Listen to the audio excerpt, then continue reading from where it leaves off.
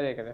టెక్నికల్గా 3 నెలల క్రితం నెయ్యి అయితే ఇప్పటిదాకా ఉండదు కదా, ఉండదు.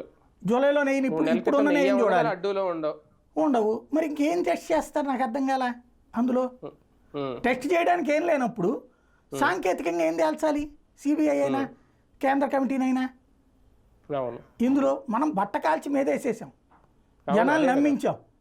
ఇక ఇందులో ఏం చెయ్యాలి? ఏఆర్ డైరీ దగ్గర వెళ్ళి చెక్ చేశారనుకోండి, ఇవాళ అంతా బాగుంటుంది కదా. 3 నెలల తర్వాత ఏం తేలుస్తారు అక్కడ? వాడు ఆల్రెడీ కడుక్కుని కావాలంటే 4 సార్లు మసేసి కడుగు ఉంటాడు వాడు, ఒకవేళ తప్పు చేసి ఉంటే. కాకపోతే కనపడని ఒక గాయం హిందువులకైతే చేసేసారు ఈ ఆరోపణలు, ఈ రాజకీయంతో.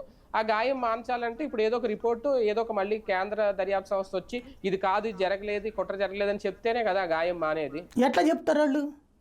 ఇది ఎట్టుందో అది అట్టాగే ఉంటుంది రేపు పొద్దున. ఇప్పుడు ఈ స్టేట్మెంట్ జరిగిందనేది ఎట్ట ఉండదు, రేపు జరగదన్న స్టేట్మెంట్ అట్టాగే ఉంటుంది. వాడు ఎట్టిస్తాడంటున్నా నేను. లడ్డూలో ఇన్నాళ్ళు కల్తీ జరగలేదని ఓ సిబిఐ ఎలా తేల్చి చెప్తుంది? ఏం చూసి చెప్తుంది అది? ఇప్పుడు ఆ లడ్డూల తయారీకి సంబంధించినటువంటి యూనిట్ వాళ్ళందరూ అడుగుతారు, అయ్యా మేము అట్లాంటిది ఏం చూడలేదు అంటారు. అంటే మరి ఇప్పుడు సిట్టేనే ఏం చేస్తుంది సార్? మరి అదే కదా అనేది. ఏం తేల్చాలి ఇక్కడ? ఏం తేల్చాలి ఇప్పుడు? ఏఆర్ డైరీ ఒక్కదాన్ని తేల్చాలి, కలిపారా కలపలేదు. దాంట్లో ఏముంటుంది?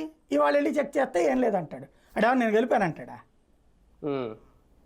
నిజంగా కనుక మనకి చిత్తశుద్ధి ఉంటే అప్పుడు వాడు పంపించిన తర్వాత తెలియగానే అర్జెంటుగా ఏఆర్ డైరీ దగ్గరికి మన టీమును పంపించి చెక్ చేయించి